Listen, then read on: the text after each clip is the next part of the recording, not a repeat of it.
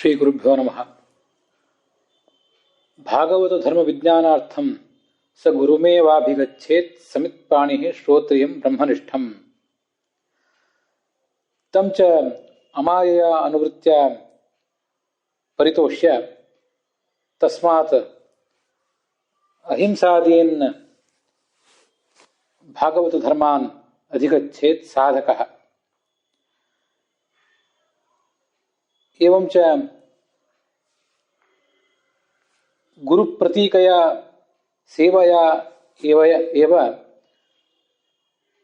गुरोः अंतर्यामे गुरुतमः भगवानपि भृशं परितुष्येत्.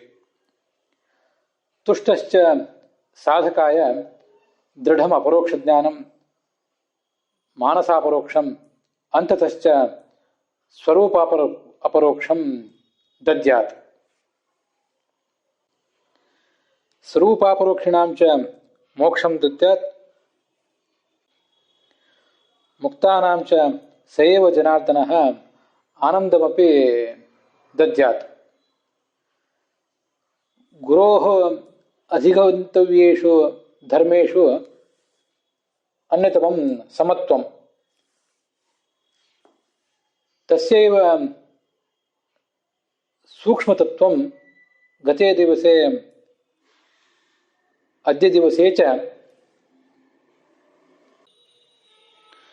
सर्वेषाम् अस्माकं कर्णपथम् आगच्छति. तुष्टिम् अलं बुद्धिं साधकः भक्तिसाधनेषु न भजेत, अपि तु अन्यत्रैव तुष्टिम् अलं बुद्धिं वा सः प्रदर्शयेत्.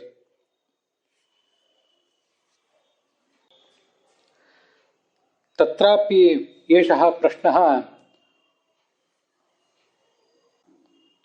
उदगच्छत्. कथं सर्वेपि पामराः महाजनाः सुखं दुःखं च समत्वेन परिगणयेयुः. किमिदं समत्वं नाम? यदि दुःखं हेयं तर्हि सुखमपि हेयमेव स्यात्. यदि वा सुखम् उपादेयं तर्हि दुःखमपि उपादेयं स्यात्.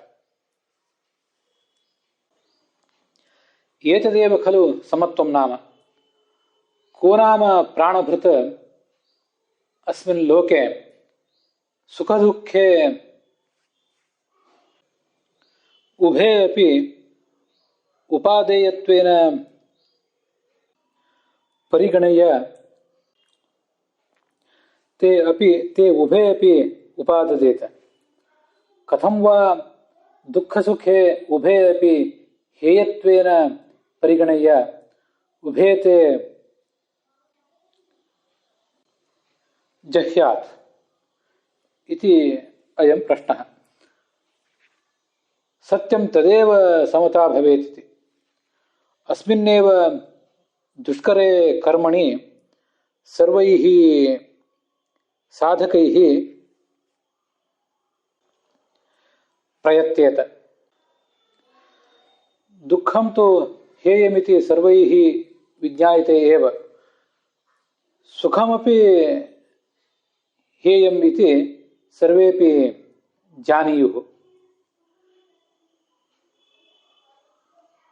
इयमेव भावना परमपुरुषार्थदायिनी भवेत्. यथा दुःखम् अनुपादेयमिति सर्वैः अनुभूयते एव, तथैव ग्राम्यम् अर्थात् भूतग्रामात्मकं विषयजन्यं वैषयिकं भौतिकं सुखमपि अनुपादेयमेव इति दुःखसाम्यमेव सुखे अधिगच्छेयुः साधकाः. ಗುರುಗಳಿಂದ ಸಮತ್ವವೆಂಬುದನ್ನು ತಿಳಿಯಬೇಕು ಅನ್ನೋದನ್ನು ನಾವು ನೋಡ್ತಾ ಇದ್ದೀವಿ. ಆ ಸಮತ್ವವನ್ನು ತಿಳಿಯುವುದು ಹೇಗೆ, ಸಮತ್ವ ಅಂದರೆ ಏನು ಅನ್ನೋದನ್ನೆಲ್ಲ ಸ್ವಲ್ಪ ಕಳೆದ ದಿವಸ ನೋಡಿದ್ದೇವೆ. ದುಃಖ ಸುಖ ಎರಡನ್ನೂ ಕೂಡ ಸಮಾನವಾಗಿ ಕಾಣುವುದು ಹೇಗೆ? ಸುಖ ಎಲ್ಲರಿಗೂ ಬೇಕು, ಅದರಂತೆ ದುಃಖವೂ ಬೇಕು ಅಂತ ಕಾಣುವುದು ಸಮತ್ವವ, ಅಥವಾ ದುಃಖ ಎಲ್ಲರಿಗೂ ಬೇಡ ಅಂತ ಅನುಭವಿಸಿದ್ದೇ ಇದೆ, ದುಃಖ ಬೇಡವಾದಂತೆ ಸುಖವೂ ಕೂಡ ಬೇಡ ಅಂತ ಅದನ್ನು ಹೀಗಳೆಯುವುದು ಸಮತ್ವವೋ ಹೇಗೆ ಅಂತ ಒಂದು ಜಿಜ್ಞಾಸೆ ಬರಬಹುದು. ಅದಕ್ಕೆ ಉತ್ತರವನ್ನು ಕಳೆದ ದಿವಸವೂ ಕೂಡ ನೋಡಿದ್ದೇವೆ. ಅದರ ಮುಂದುವರೆದ ಭಾಗವನ್ನು ಈಗ ನಾವು ನೋಡಬೇಕು. ಇದು ಆ ಪುಸ್ತಕದಲ್ಲಿ ಗುರುಗಳಾದ ಹೈವದನ ಪುರಾಣಿಕಾಚಾರ್ಯ ಪುಸ್ತಕದಲ್ಲಿ 133ನೇ ಪುಟ. ದುಃಖ ಅಂತೂ ಎಲ್ಲರಿಗೂ ಬೇಡ ಅಂತ ಗೊತ್ತಿದ್ದೇ ಇದೆ, ಆದರೆ ಸುಖವನ್ನು ಮಾತ್ರ ಬಯಸ್ತಾರೆ ಎಲ್ಲರೂ. ದುಃಖ ಹೇಗೆ ಬೇಡವೋ ಹಾಗೆ ಸುಖವೂ ಬೇಡ ಅಂತ ಆಲೋಚನೆ ಮಾಡಬೇಕಾದದ್ದೇ ನಾವೀಗ ಕಲಿಬೇಕಾದದ್ದು. ಅದೇ ಪರಮ ಪುರುಷಾರ್ಥದಾಯಕವಾದಂಥ ಸಾಧನೆ.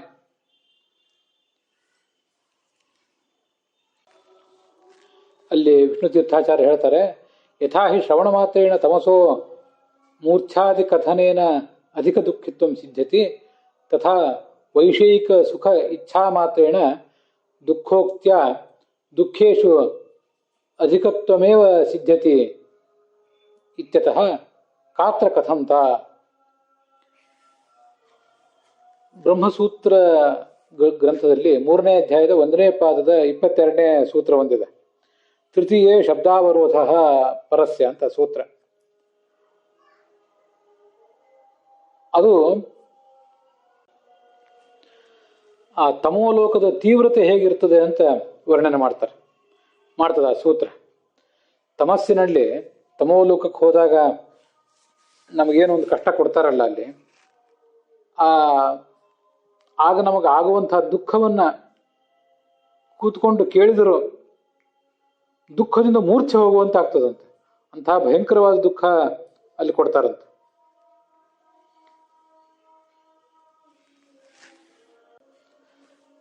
ವ್ಯಕ್ತಿ ತಾನು ಅದನ್ನು ಹೋಗಿ ಅನುಭವಿಸ್ಬೇಕಾಗಿಲ್ಲ, ಬೇರೆ ಯಾರಿಗೋ ತಮೋಯೋಗ್ಯರಾದ ಜೀವಿಗಳಿಗೆ, ಆ ತಮೋಲೋಕಕ್ಕೆ ಹೋಗಿ ತಲುಪಿದವರಿಗೆ ತಮೋಲೋಕದ ಅಧಿಕಾರಿಗಳು ಏನು ಹಿಂಸೆ ಕೊಡ್ತಾ ಇರ್ತಾರೆ ಅದನ್ನೇನಾದ್ರೂ ಕೇಳಿದರೆ ಎಂಥ ಗಟ್ಟಿ ಎದೆಯವನಿಗೂ ಕೂಡ ದುಃಖದಿಂದ ಮೂರ್ಛೆ ಹೋಗುವಂತಾಗ್ತದಂತೆ.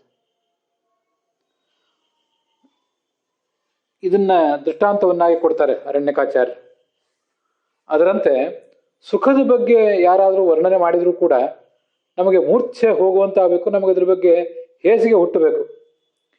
ದುಃಖಂ ಕಾಮ ಸುಖಾಪೇಕ್ಷಾ ಅಂತ ಭಾಗವತದ 11ನೇ ಸ್ಕಂದದ 19ನೇ ಅಧ್ಯಾಯದ 41ನೇ ಶ್ಲೋಕದಲ್ಲಿದೆ.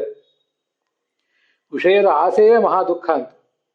ವೈಷಯಿಕ ಸುಖದ ಇಚ್ಛಾ ನಾವು ಮಾಡಿದರೆ, ವೈಷಯಿಕ ಸುಖ ಪಡಿಬೇಕು ಅಂತ ಇಚ್ಛೆ ಮಾಡಿದರೆ, ಪ್ರಯತ್ನ ಮಾಡಿಲ್ಲ, ಇನ್ನೂ ಮುಂದೆ ಇದೆ, ಈಗ ಕೇವಲ ಇಚ್ಛೆ ಮಾಡಿದ್ದೇವಷ್ಟೆ. ಹೀಗೆ ಇಚ್ಛೆ ಮಾಡಿದ್ರು ಮತ್ತೆ ವೈಷಯಿಕ ಸುಖದ ವರ್ಣನೆಯನ್ನ ಕೇಳಿದ್ರೂ ಕೂಡ ದುಃಖ ವಾಸ್ತವಿಕವಾಗಿ ಆಗಬೇಕು. ನಮ್ಮ ಹೃದಯಕ್ಕೆ ಆ ಸೂಕ್ಷ್ಮತೆ ಇದ್ರೆ ಅಲ್ಲಿ ಆಗಬೇಕು ಅಂತ ನಾನು ಯಾಕೆ ಹೇಳಿದೆ ಅಂದ್ರೆ, ನಮಗೆಲ್ರಿಗೂ ಕೂಡ ಈಗ ಏನಾಗ್ತದೆ, ಸುಖದ ವರ್ಣನೆ ಮಾಡಿದ ಕೂಡಲೇ ನಮ್ಮ ಮನಸ್ಸು ಆ ಕಡೆ ಆಕೃಷ್ಟ ಆಗ್ತದೆ. ಆಕರ್ಷಣೆ ಹೊಂದಿ ಆ ಸುಖದ ವರ್ಣನೆಯನ್ನ ಮಾಡುವಂಥ ಕಾವ್ಯಗಳು, ಸಾಹಿತ್ಯಗಳು, ಅದ್ರ ಕಡೆಗೇನೆ ಆಗ ನಮ್ಮ ಮನಸ್ಸು ಹೋಗ್ತದೆ. ಯಾವುದೋ ಲೌಕಿಕ ಸುಖದ, ಲೌಕಿಕ ನಾಯಕ ನಾಯಕಿಯರ ಶೃಂಗಾರವನ್ನು ವರ್ಣನೆ ಮಾಡುವಂಥದ್ದು, ಅವರ ವೈಭವದ ಜೀವನವನ್ನು ವರ್ಣನೆ ಮಾಡುವಂಥ ಕಾವ್ಯ, ಅದ್ರ ಬಗ್ಗೆ ಅಂತ ಮಾತ್ರ ಅಲ್ಲ, ಮಹಾಭಾರತದಂಥ ಕಾವ್ಯವನ್ನು ಓದಿದ್ರೂ ಅಜ್ಞಾನಿಗಳಿಗೆ ಹೀಗೆ ಆಗ್ತದಂತೆ. ಹಿಂದೆ ಅದು ಬಂದಿದೆ. ಮುನಿರು ವಿವಕ್ಷು ಭಗವದ್ಗುಣಾನಾಂ ಸಖಾಪಿತೆ ಭಾರತ ಮಾಹ ಕೃಷ್ಣ ಯಸ್ಮಿನ್ ಋಣಾಂ ಗ್ರಾಮ್ಯ ಸುಖಾನುವಾದೈ ಮತಿರ್ಗೃಹೀತಾನ ಹರೇ ಕಥಾಯಾಮ್ ಅಂತ ಹಿಂದೆ ಆ ಶ್ಲೋಕ. ಆ ಶ್ಲೋಕ ಭಾಗವತಾಗತಿ ಪ್ರಕರಣದಲ್ಲಿ ಬಂದಿದೆ. ಭಾಗವತ ಸಾರೋದ್ಧಾರದ ಶ್ಲೋಕ ಕ್ರಮದಲ್ಲಿ ಅದು 9ನೇ ಶ್ಲೋಕ. ಏನು ಹೇಳಿದ್ದಾರೆ ತುಂಬ ಆಲೋಚನೆ ಮಾಡಬೇಕಾದಂಥ ವಿಷಯ ಅದು. ವೇದವ್ಯಾಸರು ಭಾಗವತವನ್ನೇನೋ ರಚನೆ ಮಾಡಿದರು. ವಿದುರ ಆ ಮೈತ್ರೇಯನ ಜೊತೆಗೆ ಆಡುವ ಮಾತಿನಲ್ಲಿ ಬಂದಂಥ ಒಂದು ವಿಷಯ. ಮೈತ್ರೇಯರೇ, ನಿಮ್ಮ ಮಿತ್ರರಾದ ವೇದವ್ಯಾಸರು ಭಗವಂತನ ಗುಣಗಳನ್ನು ವರ್ಣಿಸಬೇಕು ಅಂತ ಮಹಾಭಾರತವನ್ನು ರಚನೆ ಮಾಡಿದರು. ಆದರೆ ಜ್ಞಾನಿಗಳಾದ ದೇವತೆಗಳು ಋಷಿಗಳಿಗೆ ಮಾತ್ರ ತಿಳಿಯಲಿಕ್ಕೆ ಸಾಧ್ಯ ಆಗುವಂತಹ ಅನೇಕ ರಹಸ್ಯಗಳನ್ನು ವರ್ಣನೆ ಮಾಡಿದ್ದಾರೆ. ದೇವತೆಗಳೆಲ್ಲ ಅದನ್ನು ಅರ್ಥ ಮಾಡಿಕೊಂಡು ಮತ್ತಷ್ಟು ವಿಷಯಗಳನ್ನು ತಿಳ್ಕೊಳ್ಬೇಕು ಅಂತ ಮತ್ತೆ ಅಧ್ಯಯನ ಮುಂದುವರಿಸ್ತಾರೆ. ಋಷಿ ಗಂಧರ್ವ ಮೊದಲಾದವರು ತಮ್ಮ ಯೋಗ್ಯತೆಗೆ ಅನುಗುಣವಾಗಿ ಆ ಅರ್ಥಗಳನ್ನು ಗ್ರಹಿಸ್ತಾರೆ, ಸಂತೋಷನೂ ಪಡ್ತಾರೆ. ಆದರೆ ಅಜ್ಞಾನಿಗಳಾದಂತಹ ಮಾನವರ ಗತಿ ಏನು? ಅವರಿಗೆ ಈ ದೇವತೆಗಳಿಗೆ ಮಾತ್ರ ಅರ್ಥ ಆಗುವಂತಹ ರಹಸ್ಯಗಳನ್ನು ಗ್ರಹಿಸುವ ಶಕ್ತಿ ಇರೋದಿಲ್ಲ. ಅಲ್ಲಲ್ಲಿ ಮಹಾಭಾರತದಲ್ಲಿ ಸ್ವರ್ಗ ಸುಖವನ್ನು ಮೀರಿಸುವಂತಹ ಗ್ರಾಮ್ಯ ಸುಖ, ವೈಷಯಿಕ ಸುಖದ ವರ್ಣನೆ, ಯಾವುದೋ ಸ್ತ್ರೀ ಪುರುಷರ ವರ್ಣನೆ ಇತ್ಯಾದಿ ಬಂದಿರ್ತದಲ್ಲ, ಅಲ್ಲಿ ಅವರ ಮನಸ್ಸು ಮಗ್ನ ಆಗಿಬಿಡ್ತದೆ. ಮಹಾಭಾರತ ಮೊದಲಾದ ಗ್ರಂಥಗಳನ್ನು ಅವರೇ ಅಧ್ಯಯನ ಮಾಡಲಿಕ್ಕೆ ಕೂತಾಗಲಿ, ಯಾರಾದರೂ ಪ್ರವಚನ ಮಾಡಲಿಕ್ಕೆ ಕೂತಾಗಲಿ, ತತ್ವ ಸೂಕ್ಷ್ಮಗಳನ್ನು ಹೇಳಿದರೆ ಅವ್ರ ಮನಸ್ಸಿಗೆ ಸಂತೋಷ ಅನಿಸೋದಿಲ್ಲ, ಅವ್ರ ಮನಸ್ಸು ಅಲ್ಲಿ ಲಗ್ನವೇ ಆಗೋದಿಲ್ಲ. ಯಾವುದೋ ಶೃಂಗಾರವನ್ನ ಮತ್ತೆ ಯಾವುದೋ ಲೌಕಿಕ ಸಂಗತಿಯನ್ನ ವರ್ಣನೆ ಮಾಡಿದರೆ ಆವಾಗ ಅವ್ರ ಮನಸ್ಸು ಅಲ್ಲಿ ಸೆಳೆತ ಹೊಂದಿಬಿಡ್ತದೆ. ಭಗವಂತನ ವೈಭವವನ್ನು ಕೇಳಲಿಕ್ಕೆ ಅದು ಪ್ರವೃತ್ತಿನೇ ಮಾಡೋದಿಲ್ಲ. ಇದು ಮಹಾಭಾರತ ಭಾಗವತದಂತಹ ಗ್ರಂಥವನ್ನು ಓದಲಿಕ್ಕೆ ಕೂತಾಗ ನಮ್ಮ ಸ್ಥಿತಿ. ನಮಗೆಲ್ಲರಿಗೂ ಕೂಡ ಲೌಕಿಕ ಪದಾರ್ಥಗಳ, ಸ್ತ್ರೀ ಪುರುಷರ ವರ್ಣನೆ, ವೈಭೋಗದ ವರ್ಣನೆ ಇಂಥದ್ದೆಲ್ಲ ಬಂದರೆ ಬಹಳ ಆನಂದ ಆಗ್ತಿರ್ತದೆ. ಅದನ್ನ ಇಲ್ಲಿ ವಿಷ್ಣು ತೀರ್ಥಾಚಾರ್ಯರು ಹಾಸ್ಯ ಮಾಡಿದ್ದಾರೆ. ದುಃಖದ ಬಗ್ಗೆ ವರ್ಣನೆ ಕೇಳಿದರೆ ಎಷ್ಟು ಹೇಸಿಗೆ ಆಗ್ತದೆ ನಮಗೆ. ಸಾಕು ಬಿಡ್ರಿ, ಅದನ್ನೇನು ಹೇಳ್ತೀರಿ ಅಂತ ಬಿಟ್ಟು ಬಿಡ್ತೇವೆ. ತಮೋಲೋಕದಲ್ಲಿ ಆ ತಮಸ್ಸಿಗೆ ಹೋದ ಜೀವಿಗಳಿಗೆ ಅಲ್ಲಿ ಅಧಿಕಾರಿಗಳು ಕೊಡುವ ಶಿಕ್ಷೆಯನ್ನು ಕೇಳಿ ಅದನ್ನು ನಾವು ಪುರಾಣಗಳಲ್ಲಿ ಕೇಳಿದಾಗ ಏನು ದುಃಖ ಆಗ್ತದೆ ಅನ್ನೋದು ಆ ಕಡೆ ಇರಲಿ. ಜಗತ್ತಿನಲ್ಲಿಯೇ ಅಪರಾಧ ಮಾಡಿದವರಿಗೆ ಏನು ಶಿಕ್ಷೆ ಆಗ್ತದೆ ಅಂತ ವರ್ಣನೆ ಮಾಡುವ ಪ್ರಸಂಗ, ಮತ್ತೆ ಯಾವುದಾದ್ರು ಪ್ರಸಂಗ ಇದ್ರೆ ಅಲ್ಲೆಲ್ಲ ಹೆಚ್ಚು ನಮ್ಮ ಮನಸ್ಸು ಹೋಗುವುದೇ ಇಲ್ಲ, ಸಂತೋಷ ಪಡೋದೇ ಇಲ್ಲ. ಅದನ್ನೆಲ್ಲ ಓದಿ ರಮ್ಯವಾದ ವರ್ಣನೆಗಳಿರ್ಬೇಕು ನಮಗೆ. ಅಂಥ ವರ್ಣನೆಗಳನ್ನೇ ಕೇಳಿ ನಮ್ಮ ಮನಸ್ಸು ಸಂತೋಷ ಪಡ್ತಿರ್ತದೆ. ವಾಸ್ತವಿಕವಾಗಿ ಈ ಎಲ್ಲ ವರ್ಣನೆಗಳನ್ನ ಕೇಳಿದರೂ, ಈ ವೈಷಯಿಕ ಸುಖದ, ಸ್ತ್ರೀ ಪುರುಷರ ಸೌಂದರ್ಯದ ವರ್ಣನೆ ಇತ್ಯಾದಿಗಳನ್ನು ಕೇಳಿದರೂ ಕೂಡ ನಮಗೆ ದುಃಖ ಆಗಬೇಕು, ಅಸಹ್ಯ ಅನಿಸ್ಬೇಕು. ನಾವು ಅದನ್ನು ಬಾಯಿಯಿಂದ ಹೇಳುವುದು ಹೋಗಲಿ, ನಮಗೆ ಅಂಥ ಅಸಹ್ಯ ಆಗಬೇಕು. ಅನೇಕ ಕವಿಗಳು ತಮ್ಮ ಕವಿತಾ ಶಕ್ತಿಯನ್ನೆಲ್ಲ ಯಾರ್ಯಾರನ್ನು ವರ್ಣನೆ ಮಾಡಲಿಕ್ಕೆ, ಯಾವುದ್ಯಾವುದೋ ಸಂಗತಿಯನ್ನು ವರ್ಣನೆ ಮಾಡಲಿಕ್ಕೆ ದುರುಪಯೋಗ ಮಾಡಿಕೊಂಡು ಹಾಳಾಗಿದ್ದಾರೆ. ಪರತತ್ವದ ದರ್ಶನದಿಂದ ಅವರು ವಂಚಿತರಾಗಿದ್ದಾರೆ. ಅಂಥ ಕವಿಗಳ ಕಾವ್ಯವನ್ನೇ ಓದಿ ಲೌಕಿಕದಲ್ಲೇ ಮಗ್ನರಾಗುವಂಥವರು ಎಲ್ಲಿಗೂ ಕೂಡ ಒಂದು ಮನ ಮುಟ್ಟುವಂತಹ ಸಂದೇಶ ಇದೆ. ಅಷ್ಟದರಲ್ಲಿ ಮುಳುಗಬೇಡಿ, ವರ್ಣನೆ ಮಾಡಲಿಕ್ಕೂ ಹೋಗಬೇಡಿ, ವರ್ಣನೆ ಮಾಡಿದ್ದನ್ನು ಕೇಳಲಿಕ್ಕೂ ಹೋಗಬೇಡಿ. ಕೇಳಿದರೂ ಅದರಲ್ಲಿ ಮುಳುಗಲಿಕ್ಕೆ ಹೋಗಬೇಡಿ. ಅದನ್ನು ನೋಡಿದರೆ ನಿಮಗೆ ಹೇಸಿಗೆ ಅನಿಸಬೇಕು, ವರ್ಣನೆ ಮಾಡಲಿಕ್ಕೂ ಹೇಸಿಗೆ ಅನಿಸ್ಬೇಕು, ಕೇಳಲಿಕ್ಕೂ ಹೇಸಿಗೆ ಅನಿಸಬೇಕು. ಹೇಗೆ ದುಃಖದ ವರ್ಣನೆ, ತಮಸ್ಸಿನ ದುಃಖದ ವರ್ಣನೆಯನ್ನು ಕೇಳಿದರೆ ಮೂರ್ಛೆ ಹೋಗುವಂತಾಗ್ತದೋ, ಹಾಗೆ ಲೌಕಿಕ ಸುಖದ ವರ್ಣನೆಯನ್ನು ಮಾಡಿದರೂ ಕೂಡ, ನಾವು ಮಾಡಿದರೂ ಇನ್ನೊಬ್ರು ಮಾಡಿದ್ದನ್ನು ಕೇಳಿದರೂ ಕೂಡ ನಮಗೆ ಅಂಥ ದುಃಖ ಆಗಬೇಕು. ವೈಷಯಿಕ ಸುಖ ಬೇಕೆಂಬ ಇಚ್ಛೆನೇ ಹುಟ್ಟಬಾರದು ನಮಗೆ. ಅದು ನಿಜವಾದ ವೈರಾಗ್ಯಕ್ಕೆ ಸಾಧನ ಆಗ್ತದೆ. ಇದರ ಜೊತೆಗೆ ಇನ್ನೂ ಒಂದು ಶ್ಲೋಕ, ಅದು ಕೂಡ ಈ ವೈರಾಗ್ಯ ಪ್ರಕರಣದಲ್ಲಿ ಬರುವಂಥದ್ದು. ಭಾಗವತ ಸಾರೋದ್ಧಾರದ ಕ್ರಮದಲ್ಲಿ 57ನೇ ಶ್ಲೋಕ. ನತಸ್ಯ ತತ್ವಗ್ರಹಣಾಯ ಸಾಕ್ಷಾತ್ ವರೀಯಸೀರಪಿ ವಾಚಸ್ಸಮಾಸನ್ ಸ್ವಪ್ನೇ ನಿರುಕ್ತ್ಯ ಗೃಹಮೇಧಿ ಸೌಖ್ಯಂ ನಯಸ್ಯ ಹೇಯಾನುಮಿತಂ ಸ್ವಯಂ ಸ್ಯಾತ್ ಅಂತ ಆ ಶ್ಲೋಕ. ಮನುಷ್ಯನನ್ನ ಆತ್ಮವಿಮರ್ಶೆಗೆ ತೊಡಗಿಸುವಂತಹ ಒಂದು ಶ್ಲೋಕ. ನಮಗೆ ಈ ಜೀವನದಲ್ಲಿ ಸಿಗುವಂತಹ ವೈಷಯಿಕ ಸುಖ ಏನಿದೆ ಅದು ಅಲ್ಪ ಮತ್ತು ಅಸ್ಥಿರ, ಆದ್ರಿಂದ ಅದು ಹೇಯ ಅದು ಅಂತ ನಮಗೆ ಅನುಮಾನ ಪ್ರಮಾಣದಿಂದ ತಿಳಿಯಬೇಕಂತೆ. ಅದ ಅನುಮಾನ ಪ್ರಮಾಣದಿಂದ ತಿಳಿಯುವುದಂದ್ರೆ ಹೇಗೆ? ಈ ವೈಷಯಿಕ ಸುಖ ಇದು ಅಲ್ಪ ಅಸ್ಥಿರ ಹೇಯವಾಗಿದೆ. ಹೇಗೆಂದ್ರೆ ಸ್ವಪ್ನದಂತೆ, ಸ್ವಪ್ನದಲ್ಲಿ ಸಿಕ್ಕಂಥ ಸುಖದಂತೆ ಅಂತ ನಮಗೆ ದೃಷ್ಟಾಂತವನ್ನ ಕೊಟ್ಕೊಂಡು ತಿಳಿಯಬೇಕು. ಪೂರ್ಣ ಅನುಮಾನ ಪ್ರಮಾಣದ ರೂಪದಲ್ಲಿ ಹೇಳುವುದಾದ್ರೆ ಈ ವೈಷಯಿಕ ಸುಖ ಅಂತ ಪಕ್ಷ.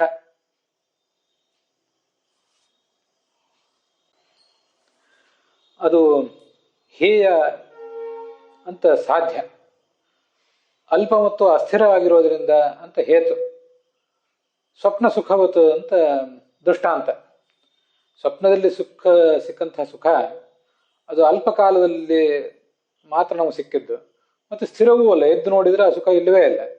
ಅದು ಕಂಡಿದ್ದು ಸ್ವಪ್ನದಲ್ಲೇ ಹೊರತು ವಾಸ್ತವಿಕ ಜೀವನದಲ್ಲಿ ಅದು ಇರಲಿಲ್ಲ. ಹೀಗೆ ಸ್ವಪ್ನ ನಮಗೆಲ್ಲರಿಗೂ ಬಿದ್ದಿದೆ. ಅದರಂತೆ ಈ ಜೀವನವೂ ಕೂಡ ಅಸ್ಥಿರ, ಜೀವನವೂ ಅಸ್ಥಿರ, ಜೀವನವೂ ಅಲ್ಪ, ಅಲ್ಲಿ ಸಿಗುವಂಥ ಸುಖವೂ ಅಲ್ಪ ಮತ್ತು ಅಸ್ಥಿರ ಅನ್ನೋ ಎಚ್ಚರ ನಮಗಾಗಬೇಕು. ರಾತ್ರಿ ಒಂದು 5-6 ಗಂಟೆ ನಾವು ಮಲಗಿದಾಗ ಅಲ್ಲೊಂದು ಏನೋ ಸ್ವಪ್ನ ಬಿದ್ದಿರ್ತದೆ, ಅಲ್ಲಿ ಸುಖ ಆಗಿರ್ತದೆ. ಅದಕ್ಕೊಂದು 5-6 ಗಂಟೆಯ ಸಮಯ. ವಸ್ತುತಃ 5-6 ಗಂಟೆ ಸಮಯದ ಉದ್ದಕ್ಕೂ ನಮಗೆ ಯಾವುದೋ ಒಂದು ನಿರ್ದಿಷ್ಟವಾದ ಕನಸೇನೂ ಬಿದ್ದಿರೋದಿಲ್ಲ. ಅದರಲ್ಲಿ ಯಾವುದೋ ಒಂದು ಭಾಗದಲ್ಲಿ ಬಿದ್ದಿರ್ತದೆ.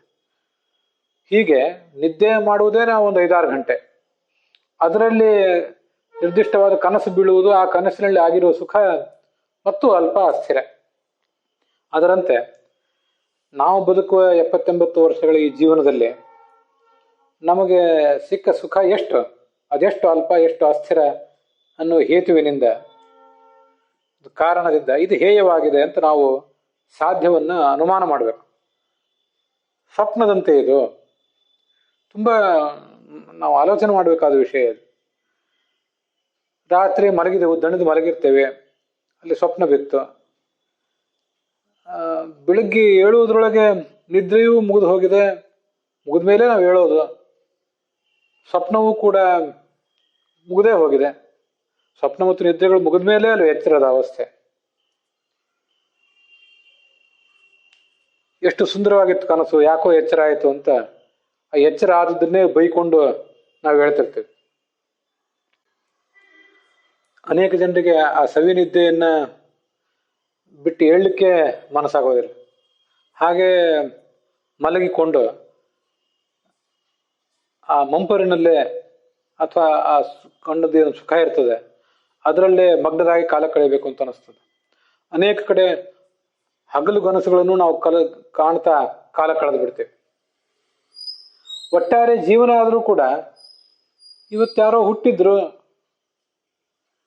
ಅವರು ದೊಡ್ಡವರಾದರು, ಮದುವೆ ಮಾಡಿಕೊಂಡ್ರು, ಮಕ್ಕಳನ್ನು ಪಡೆದ್ರು, ಈ ನಡುವೆ ಉದ್ಯೋಗ ಧನ ಸಂಪಾದನೆ ಎಲ್ಲವೂ ಆಗಿತ್ತು. ಇವತ್ತಿದ್ದವರು ನಾಳೆ ಇಲ್ಲ. ಗಂಡು ಇರ್ಬೋದು, ಹೆಣ್ಣು ಇರ್ಬೋದು. ಗಂಡನ್ನು ಬಿಟ್ಟು ಹೆಣ್ಣು ಹೋಗ್ತದೆ, ಹೆಣ್ಣನ್ನು ಬಿಟ್ಟು ಗಂಡು ಹೋಗ್ತದೆ. ಕೆಲವು ಕಡೆ ಗಂಡು ಹೆಣ್ಣು ಇಬ್ಬರು ಒಟ್ಟಿಗೆ ಎಲ್ಲವನ್ನು ಬಿಟ್ಟು ಹೊರಟು ಹೋಗ್ತಾರೆ. ಎಷ್ಟು ಅಸ್ಥಿರ ಇದು ಅಂತ, ಎಷ್ಟು ಅಲ್ಪ ಮತ್ತು ಎಷ್ಟು ಅಸ್ಥಿರ. ನಮ್ಮ ವೈಯಕ್ತಿಕ ಜೀವನವನ್ನೇ ತಗೊಂಡ್ರೆ ನಾವೆಲ್ಲ 50, 60, 70, 80ಕ್ಕೆ ಬಂದಿದ್ದೇವೆ. ಪ್ರಾಯ ಇದನ್ನು ಕೇಳುವವರು, ಈ ಎಲ್ಲ ಭಾಗಗಳನ್ನು ಕೇಳುವವರು. ಎಷ್ಟು ಬೇಗ ನಮ್ಮ ಈ 50-60 ವರ್ಷದ ಆಯುಷ್ಯ ಕಳೆದು ಹೋಗಿದೆ. ಎಷ್ಟು ಬೇಗ ನಮ್ಮ ಜೀವಮಾನದಲ್ಲಿ ಏನೆಲ್ಲ ಆಗಬಾರದದ್ದು ಆಗಿ ಹೋಗಿದೆ, ಅಥವಾ ಆಗಬೇಕಾದದ್ದಾದರೂ ಆಗಿ ಹೋಗಿದೆ. ಈ ಜಗತ್ತಿನಲ್ಲಿ ಆಗಬಾರದು ಅನ್ನುವುದು, ಆಗಬೇಕದ್ದು ಅಂತ ಅನ್ನುವುದು ಯಾವುದೂ ಇರೋದಿಲ್ಲ. ನಮ್ಮ ದೃಷ್ಟಿಗೆ ಅದು ಯಾವುದೋ ಕೆಲವು ಆಗಬಾರ್ದು, ಇನ್ಯಾವುದೋ ಕೆಲವು ಆಗಬೇಕಾದದ್ದು. ಭಗವಂತನ ದೃಷ್ಟಿಯಲ್ಲಿ ಆಗಬೇಕಾದದ್ದೆಲ್ಲದಕ್ಕೂ ಕೂಡ ಒಂದು ಕಾರಣ ಇದೆ. ಕಾರಣ ಇರೋದ್ರಿಂದ ಕಾರ್ಯ ಆಗಲೇಬೇಕು. ಅದು ಒಳಿತು ಕೆಡಕು ಅನ್ನೋದು ನಮ್ಮ ದೃಷ್ಟಿಗೆ ಸಂಬಂಧಿಸಿದ್ದಷ್ಟೆ. ಎಷ್ಟು ಬೇಗ ಏನೆಲ್ಲ ಆಗಿ ಹೋಗಿದೆ, ತುಂಬಾ ಆಶ್ಚರ್ಯ ಅನ್ನಿಸ್ತದೆ. ಎಷ್ಟು ಬೇಗ ನಾವು ಕೂಡ ಇಲ್ಲ ಅಂತ ಆಗ್ತೇವೆ. ಇವತ್ತು ಹುಟ್ಟಿದ್ದಾರೆ ಮಕ್ಕಳು, ನೋಡುವುದ್ರಲ್ಲೇ ಬೆಳೆದವರು ದೊಡ್ಡವರಾಗಿದ್ದಾರೆ. ಅವರು ಇರುವುದರಲ್ಲೇ ನಾವು ವಯಸ್ಕರಾಗಿದ್ದೇವೆ, ಮುದುಕರೇ ಆಗಿದ್ದೇವೆ, ನಾವೇ ಸತ್ತೇ ಹೋಗ್ತೇವೆ. ನಮ್ಮ ಕಣ್ಣೆದುರಿಗೆ ನಮ್ಮ ಹಿರಿಯರು ಸತ್ತು ಹೋಗಿದ್ದಾರೆ. ಇದೇ ಒಂದು ಬಾರಿ ಕೂತ್ಕೊಂಡು ಈ ಒಂದು ಅನುಮಾನವನ್ನು ನಾವು ಮಾಡ್ಕೊಳ್ಬೇಕು. ಮನುಷ್ಯನನ್ನ ಆಲೋಚನೆಗೆ ಈಡು ಮಾಡುವಂಥ ತುಂಬಾ ಸುಂದರವಾದಂತಹ ಒಂದು ಉಪದೇಶ ಇದೆ. ಜಗತ್ತಿನಲ್ಲಿ ಯಾರಿಗಾದರೂ, ಎಷ್ಟೇ ದೊಡ್ಡ ಶ್ರೀಮಂತನಿಗಾದರೂ, ಎಷ್ಟೇ ದೊಡ್ಡ ಅಧಿಕಾರಸ್ಥನಿಗಾದರೂ, ಕೆಲವರು ಈ ಕಲಿಯುಗದಲ್ಲಿ 70-80 ವರ್ಷ ಬದುಕಿದ್ದಾರೆ, ಇನ್ನು ಕೆಲವರು ಸಾವಿರಾರು ವರ್ಷ ಬದುಕ್ತಿದ್ರು ಹಿಂದಿನ ಯುಗಗಳಲ್ಲಿ. ಅದೇನೇ ಇರಲಿ, ಎಷ್ಟು ವರ್ಷ ಕಾಲ ಯಾರು ಬದುಕಿದ್ದಾರೆ, ಅದಕ್ಕಿಂತ ಶಾಶ್ವತವಾಗಿ ಯಾರು ಬದುಕಿದ್ದಾರೆ?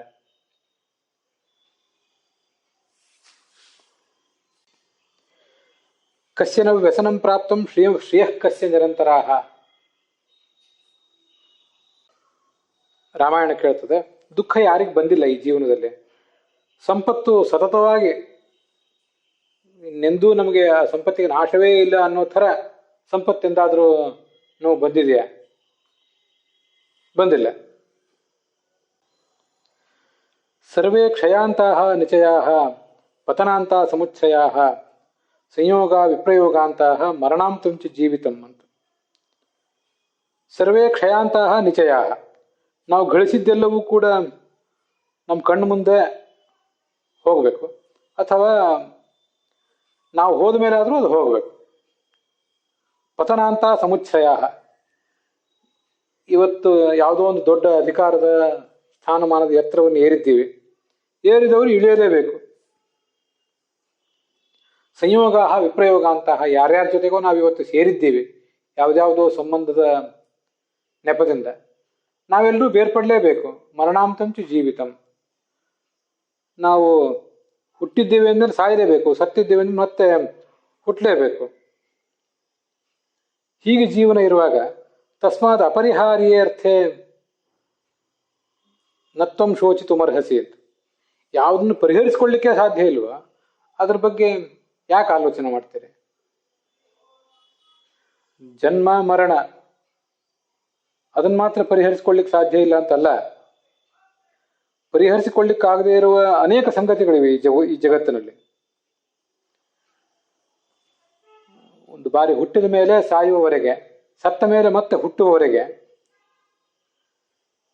ಈ ಹುಟ್ಟು ಸಾವುಗಳ ನಡುವೆ, ಸಾವು ಹುಟ್ಟುಗಳ ನಡುವೆ ನಾವು ಎಷ್ಟೇ ದೊಡ್ಡ ಧನಿಕರಾದರೂ, ಅಧಿಕಾರಸ್ಥರಾದರೂ, ದೊಡ್ಡ ದೇವತೆಯೇ, ಋಷಿಯೇ, ಚಕ್ರವರ್ತಿಯೇ ಯಾರೇ ಆದರೂ ತಪ್ಪಿಸಿಕೊಳ್ಳಿಕ್ಕಾಗದೇ ಇರುವಂಥ ಅನೇಕ ಸಂಗತಿಗಳು ಈ ಜಗತ್ತಿನಲ್ಲಿ ಇದ್ವೇ ಇವೆ. ಮತ್ತೆ ಹಾಗೆಲ್ಲ ಇರುವಾಗ ಇದೆಲ್ಲ ಅಪರಿಹಾರ್ಯ ಅಂತಾದಾಗ ಮತ್ತೆ ನಾವಿದ್ರ ಬಗ್ಗೆ ಯಾಕೆ ಆಲೋಚನೆ ಮಾಡೋದು? ನತ್ವಂ ಶೋಚಿತುಮರ್ಹಸಿ. ಇದ್ರ ಬಗ್ಗೆ ಶೋಕ ಮಾಡಿ ಏನು ಉಪಯೋಗ ಇಲ್ಲ. ಹೇಗೆ ಬಂದಿದೆಯೋ ಹಾಗೆ ಅದನ್ನು ಸ್ವೀಕಾರ ಮಾಡುವುದಷ್ಟೇ. ಸ್ವಪ್ನದಲ್ಲಿ ಕೆಲವು ಬಾರಿ ದುಃಖವೂ ಆಗಬಹುದು, ಕೆಲವು ಬಾರಿ ಸುಖವೂ ಆಗಬಹುದು. ಈ ಒಂದು ಅನುಮಾನದಿಂದ ಜೀವನ ಅಸ್ಥಿರ ಅಲ್ಪ ಅಂತ ನಮಗೆ ತಿಳಿಯದೆ, ಅಲ್ಪ ಮತ್ತು ಅಸ್ಥಿರ ಆದ್ರಿಂದ ಹೇಯ ಅಂತ ತಿಳಿಯದೆ ಹೋದ್ರೆ ಮತ್ತೆ ಅಂಥ ಮನುಷ್ಯನಿಗೆ ತೀರಾ ಒಂದು ಸಾಮಾನ್ಯ ಸಂಗತಿಯಿಂದ ಶಾಸ್ತ್ರದ ಶ್ರವಣ ಮಾಡಿ, ಮನನ ಮಾಡಿ, ಮುಂದೆ ಧ್ಯಾನ ಮಾಡಿ ಈ ಸಂಸಾರ ಅಸ್ಥಿರ ಅಂತ ತಿಳಿಯಬೇಕಾದ ಅಗತ್ಯ ಇಲ್ಲ. ನಮ್ಮ ವೈಯಕ್ತಿಕ ಜೀವನವನ್ನೇ, ನಮ್ಮ ಸ್ವಪ್ನವನ್ನೇ, ನಮ್ಮ ಹಿಂದಿನವರ ಜೀವನ, ನಮ್ಮ ಮುಂದಿನವರ ಜೀವನ, ಹಿಂದಿನ ತಲೆಮಾರುಗಳು, ಮುಂದಿನ ತಲೆಮಾರುಗಳು, ನಮ್ಮ ಸುತ್ತಮುತ್ತಲು ಆಗುವ ಸಾವು ನೋವು ಮತ್ತೆ ಸುಖ ದುಃಖ ಎರಡೂ ಆಗಿದೆ. ಜೀವನದಲ್ಲಿ ಸುಖವೂ ಇದೆ, ದುಃಖವೂ ಇದೆ, ಏಳು ಇದೆ, ಬೀಳು ಇದೆ, ಎಲ್ರಿಗೂ ಎಲ್ಲವೂ ಆಗ್ತಿದೆ. ಇದೆಲ್ಲವನ್ನೂ ಗಮನಿಸಿದಾಗಲೇ ನಮಗೆ ಈ ಜೀವನದ ಇತಿಮಿತಿ ತಿಳಿಬೇಕು. ಹೀಗೆ ನಮ್ಮ ಕಾಮನ್ ಸೆನ್ಸಿಗೆನೆ ಈ ಜೀವನದ ಇತಿಮಿತಿ ತಿಳಿಯಬೇಕು ಅಂತಿದ್ದಾಗ ಒಂದು ವೇಳೆ ಅದು ತಿಳಿಯದೆ ಹೋದ್ರೆ ಶಾಸ್ತ್ರದಿಂದಲಾದರೂ ಆ ವಿಷಯ ತಿಳಿಯುವುದಾದ್ರೆ ಹೇಗೆ ಅಂತಾರೆ. ವರೀಯಸೀರಪಿ ವಾಚಸ್ಸಮಾಸನ್ ಅಂತ ನತಸ್ಯ ತತ್ವಗ್ರಹಣಾಯ ಸಾಕ್ಷಾತ್ ವರೀಯಸೀರಪಿ ವಾಚಸ್ಸಮಾಸನ್. ಮಾತು, ಶಾಸ್ತ್ರದ ಮಾತು ನಮ್ಮ ಮನಸ್ಸಿಗೆ ಮುಟ್ಟಬೇಕಾದ್ರೆ ಅದು ನಮ್ಮ ಮನಸ್ಸಿನಲ್ಲಿ ಅದಕ್ಕೆ ಬೇಕಾದಂಥ ಒಂದು ರಿಸೆಪ್ಟಿವಿಟಿ, ಸ್ವೀಕಾರ ಮಾಡಲಿಕ್ಕೆ ಯೋಗ್ಯತೆ ಹೊಂದಿರಬೇಕು. ನಮ್ಮ ಮನಸ್ಸಿನಲ್ಲೇ ಆ ಯೋಗ್ಯತೆ ಇದ್ದಿಲ್ಲ ಅಂತ ಆದರೆ, ಶಾಸ್ತ್ರದಲ್ಲಿ ವೈರಾಗ್ಯದ 100 ಮಾತುಗಳನ್ನಾಡಿದ್ರು, ವಿವೇಕದ 100 ಮಾತುಗಳನ್ನಾಡಿದ್ರು, ನಮಗೆ ಶಾಸ್ತ್ರ ಹೇಗೆ ವೈರಾಗ್ಯವನ್ನು ಹುಟ್ಟಿಸ್ಲಿಕ್ಕೆ ಸಾಧ್ಯ? ವೈರಾಗ್ಯವನ್ನ ಪಡೆದುಕೊಳ್ಳುವ ಒಂದು ರಿಸೆಪ್ಟಿವಿಟಿ ಅಂಥದೊಂದು ಅರ್ಹತೆ ನಮಗಿದ್ದದ್ದಾದರೆ, ಈ ಜಗತ್ತನ್ನು ಗಮನಿಸಿಯೇ ನಮ್ಮ ವೈಯಕ್ತಿಕ ಜೀವನವನ್ನು, ಸುತ್ತಮುತ್ತಲಿನವರ ಜೀವನದ ಆಗುಹೋಗುಗಳನ್ನು ಗಮನಿಸಿಯೇ, ಸ್ವಪ್ನವನ್ನು ಗಮನಿಸಿಯೇ ನಮಗೊಂದಿಷ್ಟು ವೈರಾಗ್ಯ ಬರಬೇಕು. ಶಾಸ್ತ್ರ ವೈರಾಗ್ಯದ ಬೋಧನೆ ಮಾಡಬೇಕಾಗಿಲ್ಲ. ಮಾಡ್ತದೆ ಶಾಸ್ತ್ರ, ಇಲ್ಲ ಅಂತಲ್ಲ. ಯಾರಿಗೆ ಕಾಮನ್ ಸೆನ್ಸಿನ ಮೂಲಕ ವೈರಾಗ್ಯದ ಉತ್ಪಾದನೆ ಆಗೋದಿಲ್ಲ, ಅವರಿಗೆ ಶಾಸ್ತ್ರದ ಮೂಲಕ ಅದೇನೂ ಆಗೋ ಸಾಧ್ಯ ಇಲ್ಲ ಅಂತ ತಾತ್ಪರ್ಯ. ಆ ವಿಷಯ ಸುಖದ ಇಚ್ಛೆಯೇ ಹುಟ್ಟಬಾರದು, ಅದನ್ನು ಹೇಳೋದು. ವೈಷಯಿಕ ಸುಖ ಬೇಕೆಂಬ ಇಚ್ಛೆಯೇ ಹುಟ್ಟದೇ ಇರಬೇಕು, ಇದು ವೈರಾಗ್ಯ ಭಾಗ್ಯ ಅಂತ ಅಲ್ಲಿ ಬಂದಿರೋ ವಿಷಯ. ಅಲ್ಲಿ ಹೇಗೆ ವಿಷ್ಣು ತೀರ್ಥಾಚಾರ್ಯರು ಅದನ್ನು ಸಂಸ್ಕೃತ ವಾಕ್ಯಗಳಲ್ಲಿ ಹೇಳಿದ್ದಾರೆ, ಹಾಗೆ ಪುರಾಣಿಕಾಚಾರ್ಯರು ಅದನ್ನು ಕನ್ನಡಕ್ಕೆ ಇಳಿಸಿದ್ದಾರೆ. ನಾನು ಕಸ್ಮಿಶ್ಚಿತ್ ಗ್ರಾಮ್ಯ ಸುಖ ಇಚ್ಛಾ ನಿವೃತ್ತಿಶ್ಚೇತ್ ಕಥಂಚಿತ್ ಸಾಧಕಸ್ಯ ಶಕ್ಯ. ಗ್ರಾಮ್ಯ ಸುಖ ಮಾತ್ರ ಅಥವಾ ಅಶಕ್ಯ ಇವ ಅಂತ ಒಂದು ಪ್ರಶ್ನೆ ನಮಗೆ ಬರ್ಬೋದು. ನಮಗೆಲ್ಲರಿಗೂ ಬರುವಂಥ ಒಂದು ಪ್ರಶ್ನೆ ಇದು. ನಮ್ಮ ಎದುರಿಗೆ 5 ಕರ್ಮೇಂದ್ರಿಯ, 5 ಜ್ಞಾನೇಂದ್ರಿಯ, ಮನಸ್ಸು, ಬುದ್ಧಿ ಅಂತ 12 ಇಂದ್ರಿಯಗಳಿವೆ. ಯಾವುದೋ ಒಂದನ್ನು ನೀವು ಕಂಟ್ರೋಲ್ ಮಾಡಿಕೊಳ್ಳ್ರಿ ಅಂದರೆ ಏನೋ ಒಂದಿಷ್ಟು ಆಗಬಹುದು. ರೂಪವನ್ನು ಯಾವುದನ್ನು ನೋಡಬಾರ್ದು ಅದನ್ನು ನೋಡಬಾರ್ದು, ಎಷ್ಟು ನೋಡಬೇಕೋ ಅದಕ್ಕಿಂತ ಹೆಚ್ಚು ನೋಡಬಾರ್ದು, ಯಾವಾಗ ನೋಡಬಾರ್ದು ಆವಾಗ ನೋಡಬಾರ್ದು ಅಂತ ಹೀಗೆಲ್ಲ ಅದಕ್ಕೊಂದು ಮಿತಿ ಹಾಕ್ಕೊಳ್ಬಹುದು ನಾವು. ರೂಪವನ್ನೂ ನೋಡಬೇಡಿ, ರಸವನ್ನೂ ಅನುಭವಿಸಬೇಡಿ, ಶಬ್ದವನ್ನೂ ಕೇಳಬೇಡಿ, ಸ್ಪರ್ಶದ ಜ್ಞಾನವನ್ನೂ ಪಡ್ಕೊಳ್ಬೇಡ್ರಿ, ಗಂಧದ ಜ್ಞಾನವನ್ನೂ ಪಡ್ಕೊಳ್ಬೇಡ್ರಿ, ಕೈ ಕಾಲು ಎಲ್ಲವನ್ನೂ ಕಟ್ಟಿ ಹಾಕ್ರಿ, ಮನಸ್ಸು ಬುದ್ಧಿಗಳನ್ನೂ ನಿಯಂತ್ರಣದಲ್ಲಿ ಇಟ್ಕೊಳ್ರಿ ಅಂದರೆ ಯಾವ ಗ್ರಾಮ್ಯ ಸುಖವೂ ಬೇಡ ಅಂದರೆ ಅದು ಹೇಗೆ ಸಾಧ್ಯ ಅಂತ ಒಂದು ಪ್ರಶ್ನೆ ಬರ್ಬೋದು. ಇದಕ್ಕೆ ಸಂಬಂಧಪಟ್ಟಂತೆ ಕೆಲವರು ಹಾಸ್ಯಕ್ಕಾಗಿ ಹೇಳ್ತಿದ್ದು ನನಗೆ ನೆನಪಿಗೆ ಬರ್ತದೆ. ಯಾವುದಾದ್ರೂ ಒಂದು ಚಟ, ಏನನ್ನಾದರೂ ತಿನ್ನುವ ಕುಡಿಯುವ ಚಟ ಇರ್ತದೆ ಎಲ್ಲರಿಗೂ, ಅದು ನಮಗೆ ಎಲ್ಲಿಗೂ ಕೂಡ ಗೊತ್ತಿರ್ತದೆ. ಒಂದು ಹೀಗೆ ಪ್ರಶ್ನೆ ಬಂದಾಗ ನಿಮಗೆ ಈ ನಿರ್ದಿಷ್ಟವಾದ ಚಟ ಇಲ್ವಾ ಅಂತ ಒಬ್ರು ಯಾರೋ ಕೇಳ್ತಾರೆ. ಇಲ್ಲ ಅಂತ ಇವರು ಉತ್ತರ ಕೊಡ್ತಾರೆ ಇನ್ನೊಬ್ರು.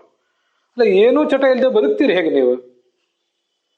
ಯಾವುದಾದ್ರೂ ಒಂದು ಚಟ ಇರಬೇಕಲ್ಲ ಮನುಷ್ಯನಿಗೆ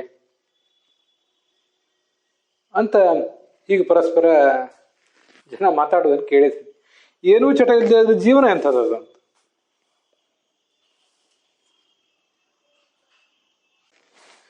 ಎಲ್ಲವನ್ನೂ ನಿಯಂತ್ರಿಸ್ಲಿಕ್ಕೆ ತೊಡಗುವುದು ಅಂದರೆ ಏನನ್ನೂ ಮಾಡದೇ ಇರುವುದು ಅಂತ ಅರ್ಥ. ಯಾವುದೂ ಸಾಧ್ಯವೇ ಆಗಲಿಕ್ಕಿಲ್ಲ ಕೊನೆಗೆ ಅಂತ ಕೆಲವ್ರದ್ದು ಪ್ರಶ್ನೆ ಬರಬಹುದು.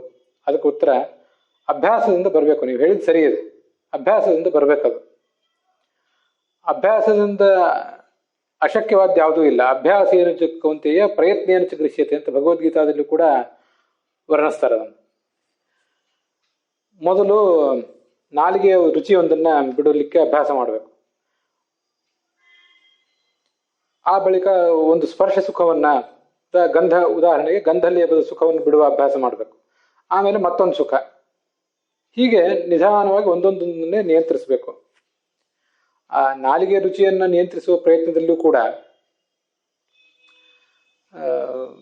ನಮಗೆ ಅನೇಕ ಪದಾರ್ಥಗಳು ಇಷ್ಟ ಆಗಿರುವಾಗ ಅದರಲ್ಲಿ ಯಾವುದೋ ಒಂದನ್ನು, ಎಲ್ಲವನ್ನೂ ಒಮ್ಮೆಲೆ ಗೆಲ್ಲುತ್ತೇನೆ ಅಂತ ಆಲೋಚನೆ ಮಾಡುವುದಕ್ಕಿಂತ ಯಾವುದೋ ಒಂದನ್ನು ಇವತ್ತು ನಿಯಂತ್ರಿಸ್ತೇನೆ, ಉಳಿದುದನ್ನು ತಿಂತಾ ಇರ್ತೇನೆ, ಆವಾಗ ಮನಸ್ಸಿಗೆ ಒಂದಿಷ್ಟು ಸಮಾಧಾನವೂ ಇರ್ತದೆ ಅಂತ ಆಲೋಚನೆ ಮಾಡಬೇಕಂತ.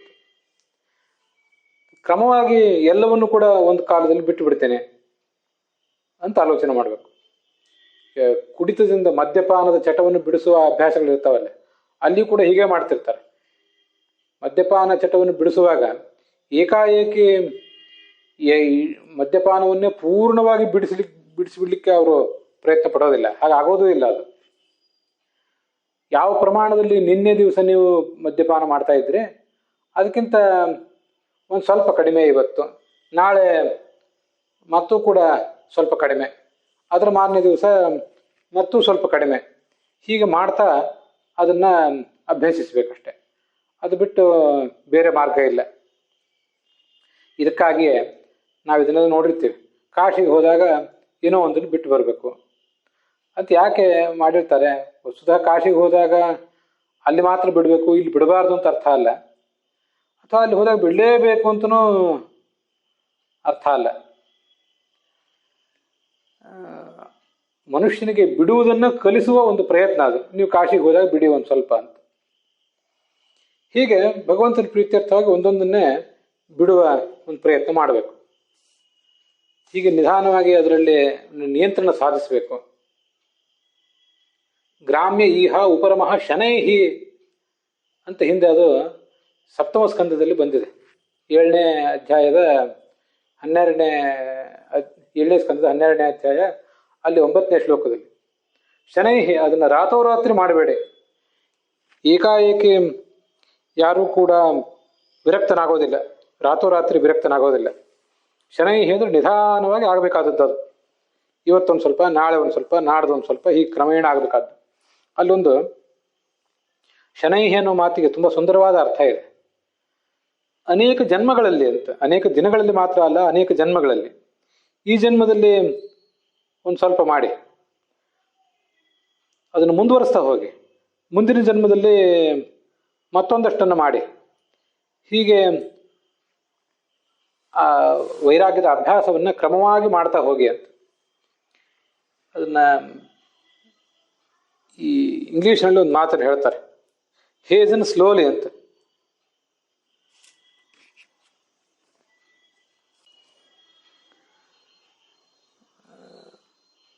ಹೇಜನ್ ಸ್ಲೋಲಿ ಅಂದರೆ, ಹೇಜನ್ ಅಂದರೆ ಅವಸರ ಮಾಡಿ. ಹೇಗೆ ಅವಸರ ಮಾಡಿ ಅಂದರೆ ನಿಧಾನವಾಗಿ ಅವಸರ ಮಾಡಿ. ಶ್ರವಣ ಮನನ ಧ್ಯಾನ ಇತ್ಯಾದಿಗಳಿಗೆ, ಭಕ್ತಿ ಜ್ಞಾನ ವೈರಾಗ್ಯ ಇತ್ಯಾದಿಗಳನ್ನು ಸಂಪಾದನೆ ಮಾಡಲಿಕ್ಕೆ ಪ್ರಯತ್ನ ಪಡಿ. ಅವಸರ ಮಾಡಿ. ಹೇಗೆ ಅವಸರ ಮಾಡೋದಂದರೆ ನಿಧಾನವಾಗಿ ಅವಸರ ಮಾಡೋದು. ಒಮ್ಮೆಲೇ ಅದು ಆಗಲಿಕ್ಕಿಲ್ಲ. ನಿಧಾನವಾಗಿ ಅನೇಕ ಜನ್ಮಗಳಲ್ಲಿ ನೀವು ಆ ಗುರಿಯನ್ನು ಮುಟ್ಟಿರಿ ಅಂತ ಅದರ ತಾತ್ಪರ್ಯ. ಸಂಸ್ಕೃತದ ಒಂದು ಸುಭಾಷಿತ ಅದಕ್ಕಾಗಿ ನನಗೀಗ ನೆನಪಿಗೆ ಬರ್ತದೆ. ಗಚ್ಚತ್ ಪಿಪೀಲಿಕಾಯಾತಿ ಯೋಜನಾನಾಂ ಶತೈರಪಿ ಅಗಚ್ಚನ್ ವೈನತೇಯೋಪಿ ಪದಮೇಕಂ ನಗಚ್ಚತಿ ಅಂತ.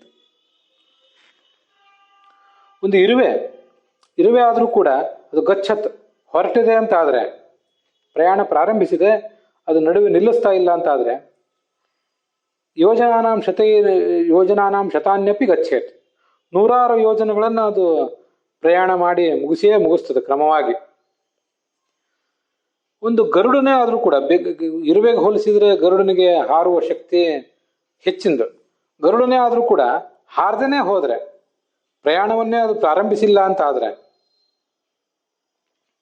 ಪದಮೇಕಂ ನಗಚ್ಚತಿ, 100 ಯೋಜನೆ ಹಾರೋದು ಆ ಕಡೆ ಇರಲಿ, ಒಂದು ಹೆಜ್ಜೆನೂ ಅವನು ಮುಂದೆ ಹೋಗೋದಿಲ್ಲ. ಅದರಂತೆ ನೀವು ಇಲ್ಲಿ ಪಿಪೀಲಿಕಾ ಮತ್ತು ಗರುಡ, ಇರುವೆ ಮತ್ತು ಗರುಡ ಅಂತ ಹೇಳುವುದೇನಿದೆ, ಇರುವೆ ಅಂದರೆ ಒಬ್ಬ ಸಾಮಾನ್ಯ ಸಾಧಕ, ಗರುಡ ಅಂದರೆ ದೊಡ್ಡ ಸಾಧಕರು. ದೊಡ್ಡ ಸಾಧಕರು ಅಂತ ಅರ್ಥದಲ್ಲಿ ಹೇಳುವಾಗ, ದೊಡ್ಡ ಸಾಧಕರು ಪ್ರಯತ್ನ ಪಟ್ಟೇ ಪಡ್ತಾರೆ. ಅಧ್ಯಾತ್ಮದಲ್ಲಿ ದೊಡ್ಡ ಸಾಧನೆ ಮಾಡುವ ಶಕ್ತಿ ಇದ್ದವರು, ದೇವತೆಗಳು, ಋಷಿಗಳು ಮೊದಲಾದವರು ಯಾವತ್ತೂ ಕೂಡ ಪ್ರಯತ್ನ ಮಾಡದೆ ಸುಮ್ಮನೆ ಇರೋದಿಲ್ಲ. ಅವ್ರು ಪ್ರಯತ್ನ ಮಾಡಿಯೇ ಮಾಡ್ತಾರೆ, ಸಾಧನೆ ಮಾಡಿಯೇ ಮಾಡ್ತಾರೆ. ಸಾಧನೆ ಮಾಡದೆ ಅವರು ಸುಮ್ಮನೆ ಕೂತ್ಕೊಳ್ಳೋದಿಲ್ಲ. ಉದಾಹರಣಕ್ಕಾಗಿ ಅದನ್ನು ಹೇಳಿದೆ ಅಷ್ಟೆ. ನೀವು ಸಣ್ಣವರಿರಬಹುದು, ಆದರೆ ಪ್ರಯಾಣ ಪ್ರಾರಂಭಿಸಿ. ನೀವು ಒಬ್ಬ ಆಮೆ ಇರಬಹುದು, ಆನೆ ಅಲ್ಲದೆ ಇರಬಹುದು, ಆದರೆ ಆಮೆ ಆದರೂ ಆಗಿದ್ದೀರಿ. ರಣಹದ್ದು ಗರುಡ ಆಗಿಲ್ಲದೆ ಇರಬಹುದು, ಒಂದು ಇರುವೆ ಆದರೂ ಆಗಿದ್ದೀರಿ.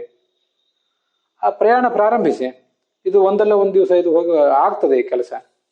ಮನುಷ್ಯಾಣಾಂ ಸಹಸ್ರೇಶು ಕಶ್ಚಿತ್ ಜತತಿ ಸಿದ್ಧಯೇ ಯತತಾಮಪಿ ಸಿದ್ಧಾನಾಂ ಕಶ್ಚಿನ್ ಮಾಂ ವೇತ್ತಿ ತತ್ವತಃ ಅಂತ ಭಗವದ್ಗೀತೆಯಲ್ಲಿ ಕೂಡ ಬಂದಿರುವುದು ಇದೆ. 1000 ಜನ ಮನುಷ್ಯರಿದ್ದಾರೆ. ಆ 1000 ಜನ ಮನುಷ್ಯರಲ್ಲಿ, ಕೋಟಿಗಟ್ಟಲೆ ಮನುಷ್ಯರಲ್ಲಿ ಯಾರೋ ಒಬ್ಬ ಸಾಧನೆಗಾಗಿ ಪ್ರಯತ್ನ ಪಡ್ತಾನೆ. ಆ ಸಾಧನೆ ಅಂದರೆ ಜ್ಞಾನ ಭಕ್ತಿ ವೈರಾಗ್ಯಗಳದೇ ಸಾಧನೆ. ಶ್ರವಣ ಮನನಗಳ ಧ್ಯಾನಗಳ ಮೂಲಕ ಅದನ್ನು ಮಾಡಿಕೊಳ್ಳುವುದೇ ನಮ್ಮ ಪ್ರಯತ್ನ. ಹೀಗೆ ಕೋಟಿಗಟ್ಟಲೆ ಮನುಷ್ಯರಲ್ಲಿ ಯಾರೋ ಒಬ್ಬ ಸಿದ್ಧಿಗಾಗಿ ಪ್ರಯತ್ನ ಪಡ್ತಾನೆ. ಯತತಾಮಪಿ ಸಿದ್ಧಾನಾಂ, ಹಾಗೆ ಪ್ರಯತ್ನ ಮಾಡುವ ಅನೇಕ ಮಂದಿ ಕೆಲವರು ವಿಫಲರಾಗಿ ತಮ್ಮ ಪ್ರಯತ್ನವನ್ನೇ ಬಿಟ್ಟು ಬಿಡ್ತಿರ್ತಾರೆ. ಆದರೆ ಕಶ್ಚಿನ್ ಮಾಂ ವೇತ್ತಿ ತತ್ವತಃ, ಅದರಲ್ಲಿ ಒಬ್ಬ ನನ್ನನ್ನು ಸರಿಯಾಗಿ ಅರ್ಥ ಮಾಡ್ಕೊಳ್ತಾನೆ, ಭಕ್ತಿ ತಾಳ್ತಾನೆ, ವೈರಾಗ್ಯವನ್ನು ತಾಳ್ತಾನೆ, ಸಿದ್ಧಿಯನ್ನು ಪಡ್ಕೋತಾನೆ. ಹೀಗೆ ನಾವು ಎಷ್ಟೇ ಸಣ್ಣವರು ಇರಬಹುದು, ನಮಗೂ ಅದು ಸಾಧ್ಯ ಇದೆ. ಅದು ಕಾಲದ ಪ್ರಶ್ನೆ ಅಷ್ಟೆ, ಕ್ವೆಶ್ಚನ್ ಆಫ್ ಟೈಮ್ ಅಷ್ಟೆ. ಇವತ್ತಾಗದೇ ಇರಬಹುದು, ನಾಳೆ ಆಗಬಹುದು. ಸ್ವಯಂ ಚತುರ್ಮುಖ ಬ್ರಹ್ಮನಂಥ ಮಹಾ ಸಾಧಕನಿಗೂ ಕೂಡ ಅವನು ಇವತ್ತು ಏರಿರುವ ಎತ್ತರ, ಜೀವೋತ್ತಮ ಅನ್ನುವ ಹೆಸರಿನ ಒಂದು ಎತ್ತರ ಅವನಿಗೆ ಚತುರ್ಮುಖ ಅನ್ನೋ ಪದವಿಯಲ್ಲಿದ್ದಾನೆ. ಅದು ಒಂದೇ ದಿವಸದಲ್ಲಿ ಆಗಿದ್ದಲ್ಲ, 100 ಕಲ್ಪಗಳ ಸಾಧನೆ ಮಾಡಿ, ಅದೆಷ್ಟು ಶ್ರವಣ ಮನನ ಧ್ಯಾನ ಇತ್ಯಾದಿಗಳನ್ನು ಮಾಡಿ, ಧ್ಯಾನ ಭಕ್ತಿ ವೈರಾಗ್ಯಗಳನ್ನು ಸಂಪಾದನೆ ಮಾಡಿ ಅವನು ಇವತ್ತು ಈ ಎತ್ತರದಲ್ಲಿದ್ದಾನೆ. ಅದನ್ನೆಲ್ಲ ಗಮನಿಸಿದರೆ ನಾವು ಕೂಡ ಅದನ್ನೆಲ್ಲ ಮಾಡ್ಲಿಕ್ಕೆ ಸಾಧ್ಯ ಆಗ್ತದೆ ಅನ್ನೋದು ತಿಳ್ಕೊಳ್ಬೇಕು. ಆದರೆ ಶನೈಹಿ, ಕ್ರಮವಾಗಿ ನಿಧಾನವಾಗಿ ಅದನ್ನು ಮಾಡ್ತಾನೆ ಇರಬೇಕು ಅನ್ನೋದನ್ನು, ಅಂಥ ಒಂದು ಸಂದೇಶವನ್ನು ನಮಗೆ ಇದು ಕೊಡ್ತದೆ. ಇದರ ಕುರಿತಾಗಿ ಇನ್ನೂ ಹೆಚ್ಚಿನ ಸಂಗತಿಗಳನ್ನು ನಾಳೆ ದಿವಸ ನೋಡೋಣ.